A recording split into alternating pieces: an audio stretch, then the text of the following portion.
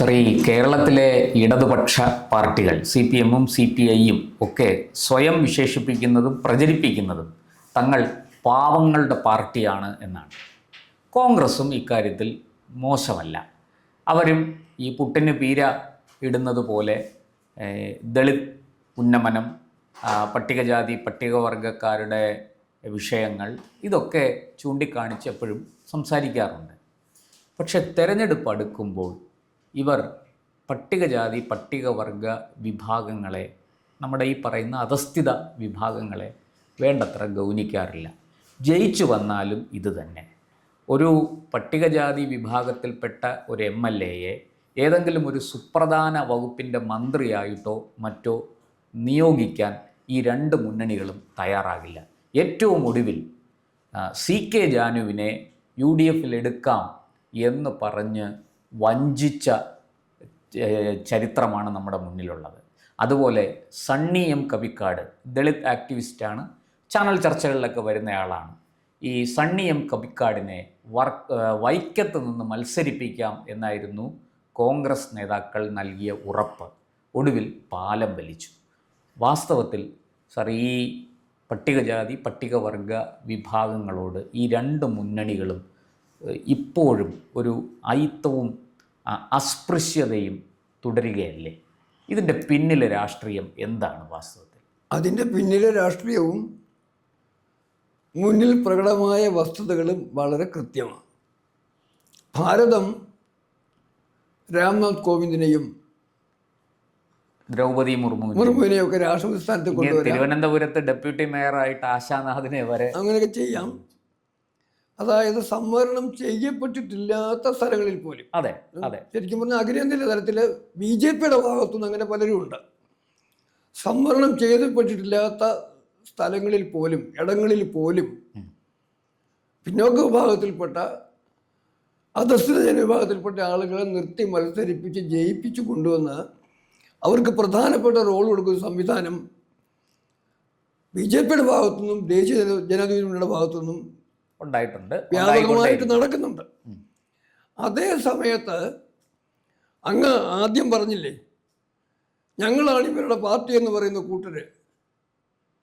അവർ ചെയ്യുന്നത് എന്നും ഇവരെ അകറ്റി നിർത്തുക. അതെ, അങ്ങ് പറയാനൊരു പേര് മറന്നുപോയി. അതെ, K. രാധാകൃഷ്ണൻ. എന്തിനാണ് അദ്ദേഹത്തെ ഇവിടുന്ന് കേരളത്തിലെ മന്ത്രിയായിട്ടുന്ന രാധാകൃഷ്ണനെ ഇവിടുന്ന് പറിച്ചെടുത്ത് ലോകസഭയെ കൊണ്ടിരുത്തിയെന്ന് എനിക്ക് മനസ്സിലായിട്ടില്ല. ഇവിടെ ദേവസ്വം മന്ത്രിയായിരുന്ന ആളാണ്. ഒന്ന് പ്രധാനപ്പെട്ട വകുപ്പ് കൊടുത്തില്ല. ദേവസ്വം വകുപ്പ് എന്ന് ഈ പറഞ്ഞ പ്രധാനപ്പെട്ട വകുപ്പല്ല. വേണ്ട AK ബാലൻ. എന്തുകൊണ്ട് AK ബാലനെ ഒരു മുഖ്യമന്ത്രിയായിട്ട് ഉയർത്തി കാണിക്കൊണ്ട് രാഷ്ട്രീയത്തിന് തയ്യാറാവുന്നില്ല ഇടതുപക്ഷം? അതുപോലെ പോളിറ്റ് ബ്യൂറോയിൽ എത്ര പേരുണ്ട്? കോൺഗ്രസ് ആണെന്നുണ്ടെങ്കിൽ ഇക്കാര്യത്തിൽ ഞാൻ ഈ പറഞ്ഞു വന്നത് ഇവരുടെയൊക്കെ ഇന്നലകൾ അങ്ങോട്ട് പോകുമ്പോൾ ഡോക്ടർ ഭീംറാവ് റാംജി അംബേദ്കറെ പലരും പറയുന്നത് ഭാരതത്തിൻ്റെ ആദ്യത്തെ ഇലക്ഷൻ തന്നെ അദ്ദേഹം തോപ്പിച്ചെന്ന് പറയുന്നത് ശരിയാണ്. ഇലക്ഷന് തോപ്പിച്ചു. അംബേദ്കറെ തോപ്പിച്ചു കഴിഞ്ഞിട്ട് ജവഹർലാൽ നെഹ്റു പ്രിയപ്പെട്ട കൂട്ടുകാരി ലേഡി മൗണ്ട് ബാറ്റന് മെസ്സേജ് അയച്ചു, നമ്മൾക്ക് അയാളെ തോൽപ്പിക്കാൻ പറ്റിയെന്ന്. മനസ്സിലാക്കണം. അംബേദ്കറുടെ പരാജയം ലേഡി മൗണ്ട് ബാറ്റനുമായിട്ട് പങ്കുവെച്ച് ആനന്ദിച്ച മനസ്ഥിതി. അതിന് മുമ്പൊരു കാര്യം ഉണ്ടായി. നമ്മുടെ കോൺസ്റ്റിറ്റ്യൂന്റ് അസംബ്ലിയിലേക്ക് അന്ന് ആളുകൾ വരേണ്ടത് പ്രൊവിൻഷ്യൽ അസംബ്ലിയിൽ നിന്ന് ജയിച്ചു വരണം. അതിനുവേണ്ടി ബോംബെ പ്രവിശ്യയിൽ നിന്ന് മത്സരിച്ച് അംബേദ്കറെ പരാജയപ്പെടുത്തിയവര്. ആ അംബേദ്കറെ പിന്നെ ബംഗാളിൽ നിന്ന് മുസ്ലിം ലീഗിന്റെ സഹായത്തോടെയാണ് ജ്യോതിർമയ് മണ്ഡൽ അദ്ദേഹം ജയിച്ച സീറ്റ് ഒഴിവാക്കിയിട്ട് രാജിവെച്ചിട്ട് അവിടുന്ന് മത്സരിപ്പിക്കുകയാണ്. അവിടുത്തെ പിന്നോക്ക ജനവിഭാഗത്തിൻ്റെ ശൂദ്രജനവിഭാഗത്തിൻ്റെ പിന്തുണയോട് കൂട്ടി കൊണ്ടിരുന്നത്. എന്നിട്ട് ആദ്യം പരാജയപ്പെടുത്തി പറഞ്ഞൊരു വാചകമുണ്ട്, ഒരു വാർത്ത മറാഠി പത്രത്തിൽ കൊടുത്തത്. അംബേദ്കർ ഭരണനിർമ്മാണ സഭയുടെ മുൻവാതിലൂടെയും ജനലിൽ കൂടെയും പോലും അകത്തോട്ട് എത്തി നോക്കുകയില്ലാത്ത അവസ്ഥയാക്കി കഴിഞ്ഞിരിക്കുന്നു എന്ന് അവകാശപ്പെട്ടവരാണ് കോൺഗ്രസ്സുകാർ. ഓ, അത്ര വെറുപ്പാണ് അദ്ദേഹത്തിനോടുണ്ടായിരുന്നത്. അദ്ദേഹത്തെ തോൽപ്പിക്കാൻ വേണ്ടി കോൺഗ്രസും കമ്മ്യൂണിസ്റ്റും കൂടെ ആണ് ചെയ്തത്. ആ. രണ്ടാമത്തെ ഈ ഇലക്ഷൻ അതവിടെ നിൽക്കുക. ഞാൻ പറഞ്ഞു വന്നത് ബാബു ജഗജീവൻ റാമിൻ്റെ കേസോ, അതെ, അതൊരു വലിയ ചരിത്രമാണ്. അവസാനം അദ്ദേഹത്തിന് പറയേണ്ടി വന്നു. അതിനു മുമ്പൊരു കാര്യം, ബംഗ്ലാദേശ് യുദ്ധം ആരാ ജയിച്ചത്? 62 ഭാരത ചൈന യുദ്ധം ഭാരതം പരാജയപ്പെട്ടപ്പം ഉത്തരവാദിത്വമാണെന്നും പറഞ്ഞ് കൃഷ്ണമേനോനെ രാജിവെപ്പിച്ചു, ഇല്ലേ? അതെ, പ്രതിരോധ മന്ത്രി ഉത്തരവാദിയായിരുന്നു, സംശയമില്ല. എങ്കിലും പ്രധാനമന്ത്രിയെക്കാട്ടിലും ഉത്തരവാദിത്വം പരാജയപ്പെട്ട പ്രതിരോധ മന്ത്രിയെ കുറിച്ച് രാജിവെപ്പിച്ചു. അതേ സമയത്ത് 71 യുദ്ധം, ഇൻഡോ പാക് യുദ്ധം, ബംഗ്ലാദേശ് വിമോചനമാക്കപ്പെട്ട യുദ്ധം, ആ യുദ്ധത്തിൽ പ്രതിരോധ മന്ത്രിയുടെ പേരെന്താണെന്ന് ഭാരതത്തിലെ പൊതുസമൂഹത്തിൽ ഇപ്പോൾ ഓർമ്മയുണ്ടോ? ഇല്ല. ഞാൻ പലരോടും ചോദിച്ചിട്ടുണ്ട്, പലർക്കും അറിയില്ല. തോറ്റ യുദ്ധത്തിന്റെ ഉത്തരവാദി അയാളാണ് കൃഷ്ണമേനോൻ. അതെ അതെ. അന്നേരം ജയിച്ച യുദ്ധത്തിന്റെ ശ്രേയസ് പോകേണ്ടത് ആർക്കാ? ജഗജീവൻ റാമിന് പ്രതിരോധ കൊടുത്തില്ല. അത് മുഴുവനും ഇന്ദിരാഗാന്ധി അടിച്ചു. അവസാനം ജഗജീവൻ റാമിന് പറയേണ്ടി വന്നു. ആ ഒരു വാചകം ഭാരതത്തിലെ കോൺഗ്രസ് പ്രസ്ഥാനത്തിന്റെ മുഖത്ത് കൊടുത്ത അടിയാണ്. ഭാരതത്തിലെ കോൺഗ്രസ് പ്രസ്ഥാനത്തിന്റെ മുഖത്തടിച്ചുകൊണ്ട് ജഗജീവൻ റാം പറഞ്ഞു, इस कम्बक मुल्क में कभी एक चंवर പ്രധാനമന്ത്രി नहीं बन सकता. ഈ നശിക്കപ്പെട്ട രാജ്യത്ത് ഒരിക്കലും ഒരു ചമാർ, ഒരു പിന്നോക്കക്കാരൻ, പ്രധാനമന്ത്രി, ഒരു ഹരിജൻ പ്രധാനമന്ത്രി ആവില്ല എന്ന് ജഗജീവൻ റാമിന് ധാർമ്മിക രോക്ഷത്തോടു കൂടി പറയേണ്ടി വന്നു. ഇന്ത്യയുടെ കോൺഗ്രസിനോട് പറയേണ്ടി വന്നു. അതാണ് ഇവിടുത്തെ ചരിത്രം. പക്ഷെ സാർ, അങ്ങനെ പറഞ്ഞ അദ്ദേഹം ചൂണ്ടിക്കാണിച്ച ആ രാജ്യത്ത് പ്രസിഡന്റ് പരമോന്നത പദവിയിലേക്ക് പട്ടികജാതിക്കാരനും പട്ടികവർഗക്കാരനും കടന്നു വന്നു എന്നുള്ളതും ചരിത്രമാണ്. അങ്ങനെ നിൽക്കുമ്പോൾ ഞാൻ പറഞ്ഞു വന്നത്, നമ്മൾ സമയക്കുറവ് കൊണ്ട് കാര്യങ്ങൾ പരിമിതപ്പെടുത്തുക. അങ്ങനെ വന്നപ്പോൾ ഇത്തവണത്തെ ഇലക്ഷന് ഈ സണ്ണി കവിക്കാട് നമുക്കറിയാം. സണ്ണി കവിക്കാട് അദ്ദേഹത്തിൻ്റെ അജിത്തറയിൽ പറഞ്ഞതിനകത്ത് ശരിയുണ്ട്. സണ്ണി കവിക്കാട് അച്ഛൻ്റെ അമ്മയുടെയും പേര് ക്രിസ്ത്യൻ പേരുകളാണ്. അദ്ദേഹം ദളിത് ക്രിസ്ത്യനാണ്. ദളിത് ക്രിസ്ത്യന് പട്ടികജാതി കിട്ടേണ്ട കാര്യമില്ല. കാരണം ക്രിസ്ത്യാനിയിലേക്ക് ചേർന്ന് കഴിയുമ്പം, ഇസ്ലാമിലേക്ക് ചേർന്ന് കഴിയുമ്പം പിന്നെ സംവരണാനുകൂല്യങ്ങളൊക്കെ നഷ്ടമാകും. ജാതീയമായ വേർതിരിവില്ലല്ലോ. ധാർമ്മികമായും നഷ്ടമാകണം, ഭരണഘടനാപരമായും അവർക്ക് സംവരണമില്ല, നിയമപരമായും ഒക്കെ നഷ്ടമാകും. കൊടിക്കുന്നിൽ സുരേഷിനെ പോലുള്ളവര് എങ്ങനെയോ അതിപ്പോഴും 62 ഇന്ത്യ സർക്കാർ കൊണ്ടുവന്ന ഒരു നിയമം അനുസരിച്ച് പട്ടികജാതി പട്ടികവർഗക്കാർക്ക് ഇങ്ങനെ മതം മാറിപ്പോയവർക്ക് തിരികെ പൂർവിക മതത്തിലേക്ക് മടങ്ങാം. ഇപ്പോൾ ആര്യസമാജം, ഹിന്ദു മിഷൻ, കേരള ഹിന്ദു മിഷൻ, അങ്ങനെയൊക്കെയുള്ള ആൾക്കാർ വഴി, ശുദ്ധി പ്രസ്ഥാനം വഴി ശുദ്ധി ചെയ്ത് അവർക്ക് മടങ്ങാം. അത് ക്രിസ്ത്യാനിറ്റിയിലേക്ക് പോയാലും ഇസ്ലാമിലേക്ക് പോയാലും മറ്റേത് മതത്തിലേക്ക് പോയാലും അവർക്ക് ഈ അവരുടെ പൂർവിക മതത്തിലേക്ക് മടങ്ങാം.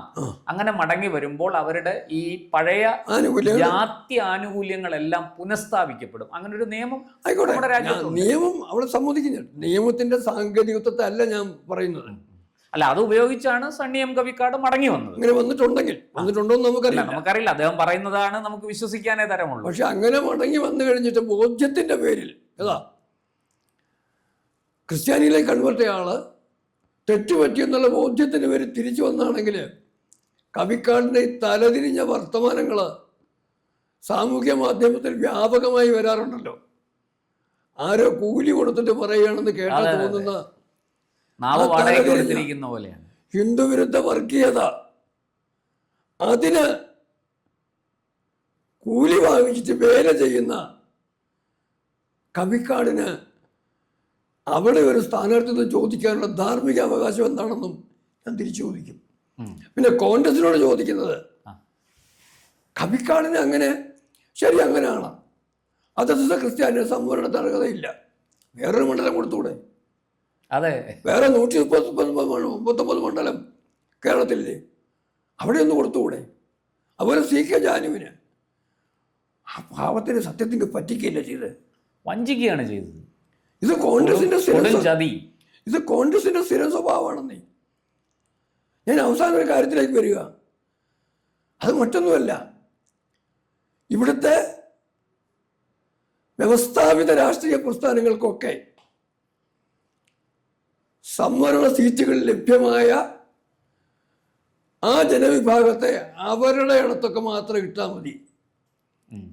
അതിന് പുറത്തോട്ട് അവർ വളരരുത്. ഞാൻ എറിഞ്ഞു കൊടുക്കുന്ന അപ്പക്കഷ്ണങ്ങൾ രണ്ട് കൈയും കെട്ടുകൊണ്ടുകൊണ്ട് അരക്കൊരു മുണ്ട് കൊടുത്തോണ്ട് വാങ്ങിക്കാവുന്ന പരുവത്തിൽ വാങ്ങിക്കേണ്ട അവസ്ഥയിൽ ഇവിടുത്തെ പിന്നോക്ക ജനവിഭാഗങ്ങളൊക്കെ ജീവിച്ചു പോകണം എന്നാണ് ഈ മേലൂട്ട് ജാതിക്കാരൊക്കെ കമ്മ്യൂണിസ്റ്റ് പാർട്ടിയിലെയും കോൺഗ്രസിലെയും ഒക്കെ സവർണ മേധാവിത്വം ആഗ്രഹിക്കുന്നത്. ഇത് തിരിച്ചറിയാത്തതാണ്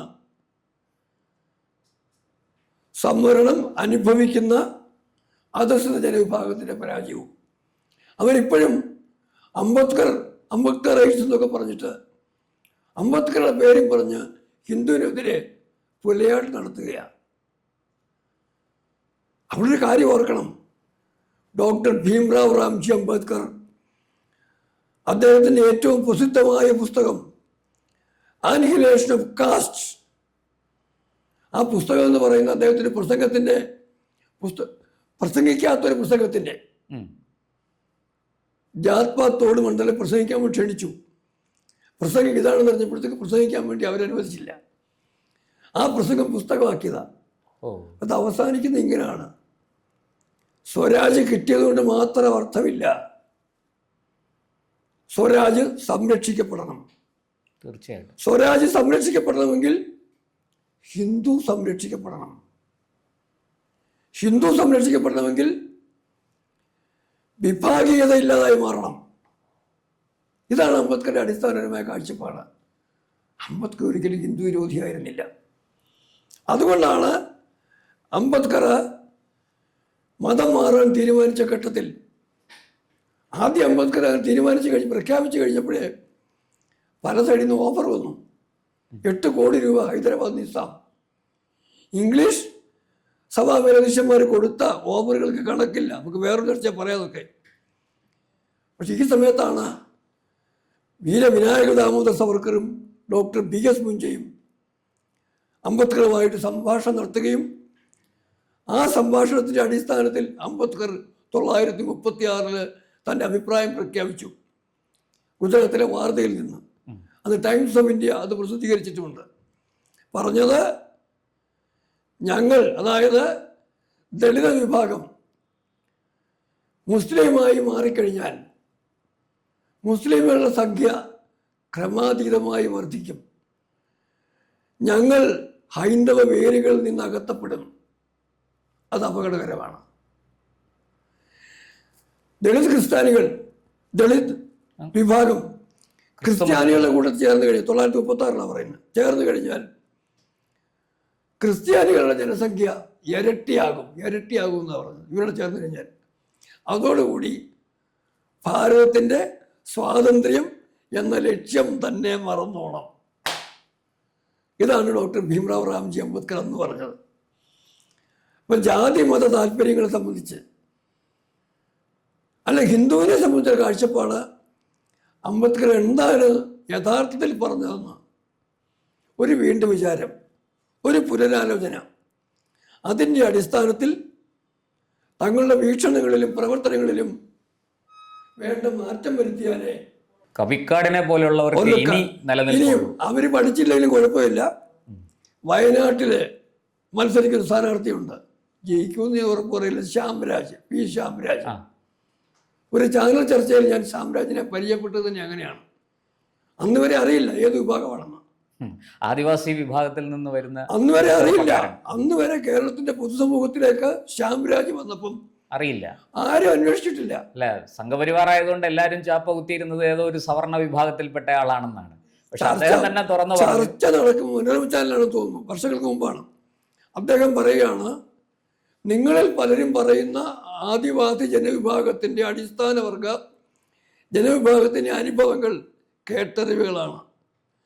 ഞാൻ അനുഭവസ്ഥനാണ്, ജന്മം കൊണ്ട് ആ വിഭാഗത്തിൽപ്പെട്ടയാണ്, അനുഭവസ്ഥനാണെന്ന് പറഞ്ഞ് മറുപെടുത്തു.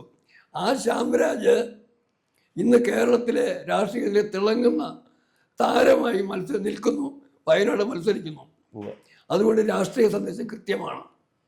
അധസ്ഥിത വർഗത്തിന്, അതുപോലെ അത്തരത്തിലുള്ള എല്ലാ പിന്നോക്കക്കാർക്കും ആശയും ആവേശവുമാകാൻ പോകുന്ന രാഷ്ട്രീയ ദർശനം എന്ന് പറയുന്നത് ഭാരതീയ ദേശീയതയോടൊപ്പം നിൽക്കുന്ന ദർശനമായിരിക്കും എന്നുള്ള കാര്യത്തിൽ ഒരു സംശയവുമില്ല.